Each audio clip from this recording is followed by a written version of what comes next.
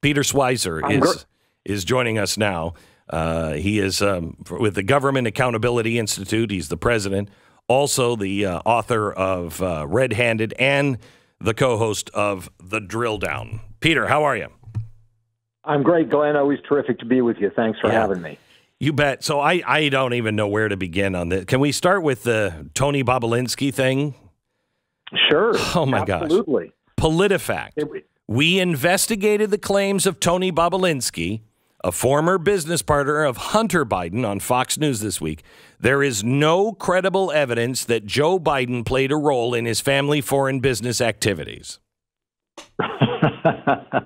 Yeah, it's pretty remarkable. PolitiFact is saying that when Hunter Biden has acknowledged that his dad played a role, Joe Biden has acknowledged that he played a role.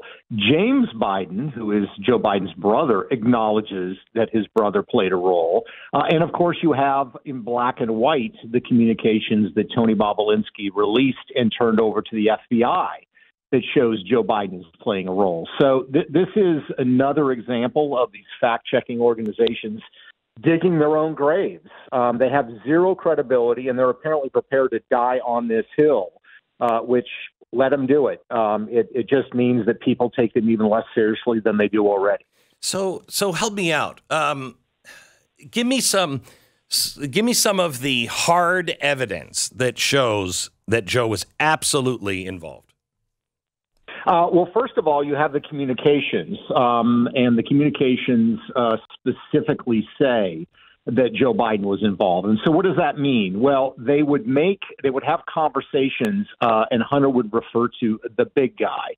And Tony Bobulinski, he's released these messages, would contact the other business partners who had brought him into the deal with the Bidens. And in the communications, he would say, "Who is the big guy?" And they would say, "That's Joe Biden, but don't talk about it." They're very sensitive about it. So it was acknowledged that way. You have the communications about the so-called CEFC deal. This is the Chinese energy company with Chairman Yi that Tony was brought into. You have the 10% for the big guy. Well, the big guy is the word that is used in all the other communications for talking about Joe Biden. So that's all explicit in Tony Bobulinski's communications. You have communications from Hunter Biden on the laptop that have been released. There's ones where they wanted to do business deals overseas, and Hunter Biden texts his business partners and says, "I've run it by my dad, and my dad is going to help." So, I mean, it's to me, it's patently ludicrous to even be arguing and discussing about this anymore. You can have a conversation about how deeply he was involved, and I would argue it's pretty deep. You can have a conversation that says, well, I don't think he was really knowing everything that was going on. But the notion that Joe Biden was ignorant of all of this, that he didn't know anything about it, that he didn't benefit financially, that debate's settled, and it's not settled by Peter Schweizer or Tony Bobulinski. It's settled by the actual communications, whether it's Hunter's laptop or the communications that Tony Bobulinski had with Hunter and with his business partners. Do you think there's enough evidence that it is a clear, almost open shut case for impeachment? I do, yes. And I do think on a couple of levels. First of all, let's remember, this is about corruption, but it's about something I would argue that's even more troubling and damaging than that. And this is, I hope, what will be the point number one if the Republicans take the House and investigate and subpoena Hunter Biden. Point number one needs to be not just that they got this some $31 million from these Chinese entities, but who were the actual businessmen that sent the money. Chairman Yi of CEFC has direct ties to Chinese intelligence. Again, it's not debatable. You look at his bio, you look at who he worked for, he was linked to Chinese intelligence. You look at other money that was transferred. There's a gentleman that transferred $5 million to Hunter Biden. He was, at the exact same time, business partners with the vice minister of the Ministry of State Security, whose job was recruiting foreigners to spy on China. Unbelievable. So to me, the question, Glenn, is, corruption, absolutely.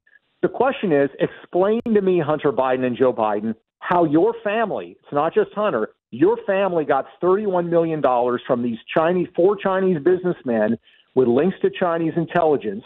You did no discernible service in return. And what did the Chinese get out of the deal? They did not send you $31 million because they think you're nice guys. That should be issue number one. This is a question of compromise, compromat, as they used to say during the Cold War, and it's a question of foreign intelligence penetration of the first family of the United States. That's issue number one as far as I'm concerned. All right, I want to switch topics, and I want to go with what what Secretary Granholm said. We have to make this happen for our own energy independence and national security. She's talking about getting America off of, quote, Russian nuclear supplies. I'm going to talk to Peter about that.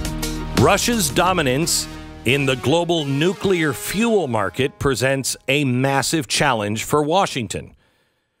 Secretary of Energy Jennifer Granholm said President Biden is redoubling his efforts to break the U.S. reliance on Russian nuclear fuel, indicating domestic uranium enrichment capacity could be increased with upcoming key legislation. We're going to get congressional support in a bipartisan way for us to make our own fuel supply cycle chain independent, certainly independent of Russia. We have to make this happen for our own independence and for our national security. Peter, what's the problem with that story? What is missing in that story?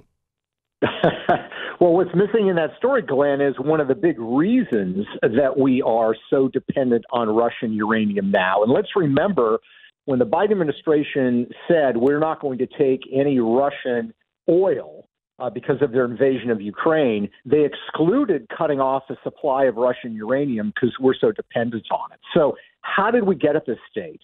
One of the reasons was this deal that we talked about on your program several years ago, Uranium One. This was a nuclear uranium company that was initially controlled by a Canadian named Frank Justra, who was a big Bill Clinton donor. And they went over to Kazakhstan to meet with President Nazarbayev, the head of that country, and said, look, we want to buy all these lucrative mines that you have producing uranium in your country. Give them to us. I'm a Canadian. This is the former president of the United States, and we'll take good care of it. Justra got those mines, purchased them, paid some $100 million to the Clinton Foundation for Bill showing up. Here's the problem. Justra then flipped and sold those mines as well as mines that he controlled in the United States to who? To Rosatom, the Soviet state-owned uranium company that now dominates the market.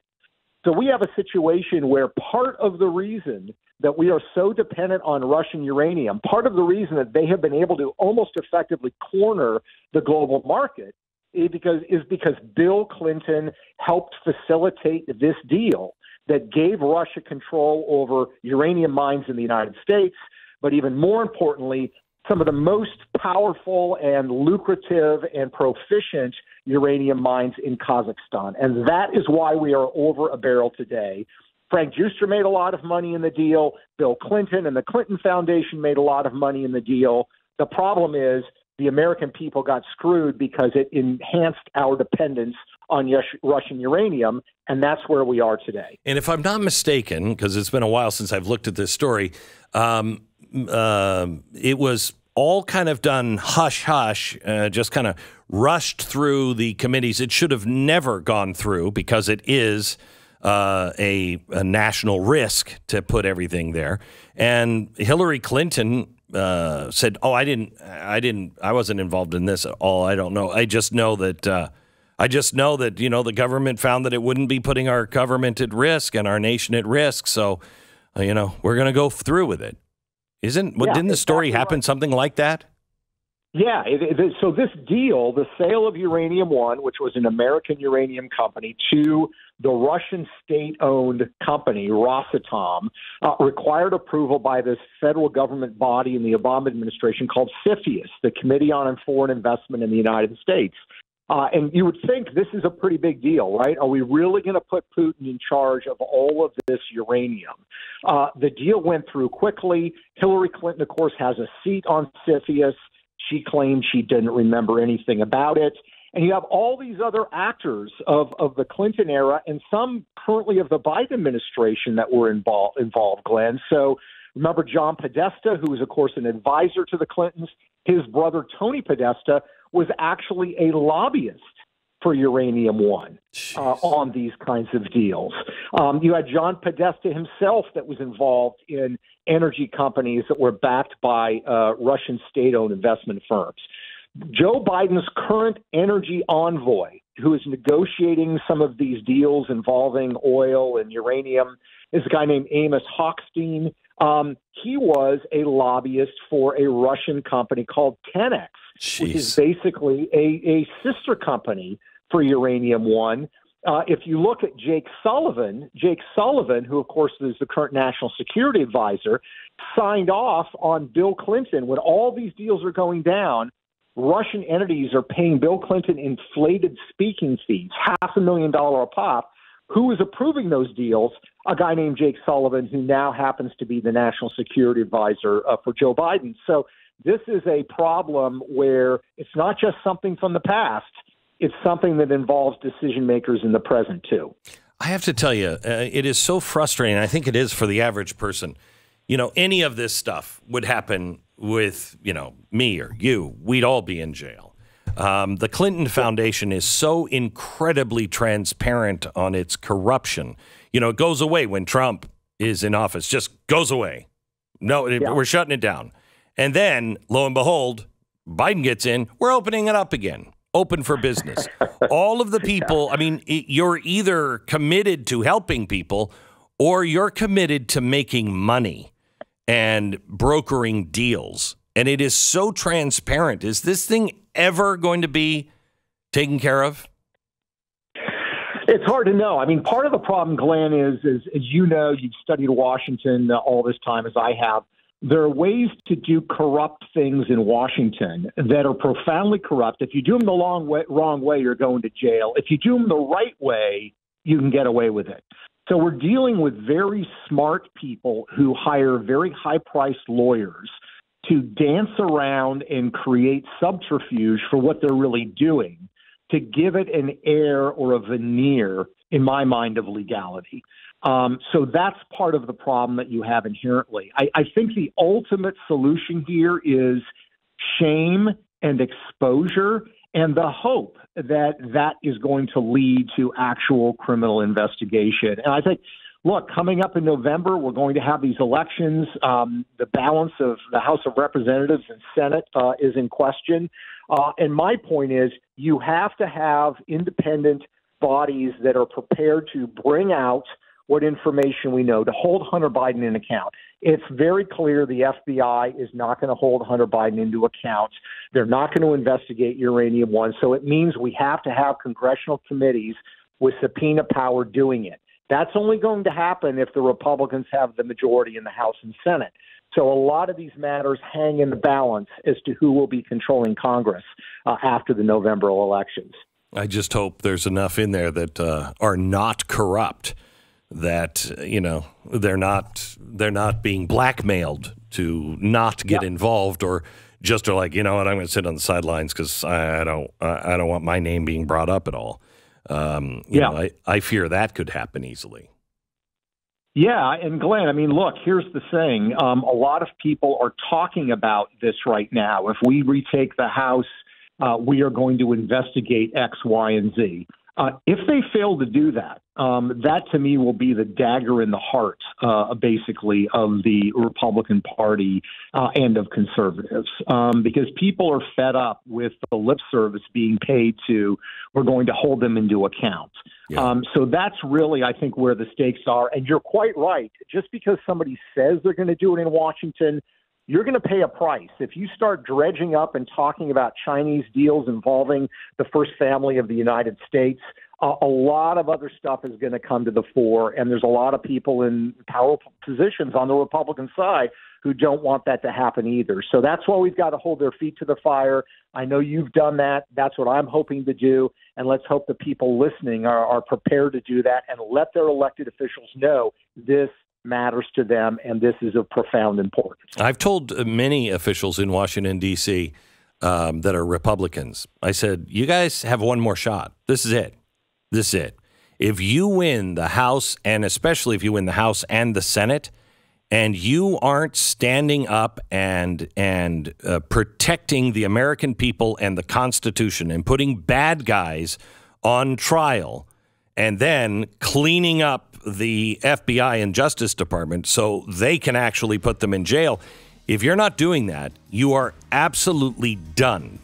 Just like you said, the last chance. I'm glad to hear you believe that, too. Absolutely. Thanks, Glenn. It's always great to be with you. Great talking to you. Peter Schweizer, he is the author of Red Handed and the co-host of the podcast The Drill Down. Peter Schweizer, president of the Government Accountability Institute. Wouldn't it be nice if we had government accountability? We can bring it back. Vote. Get out and vote.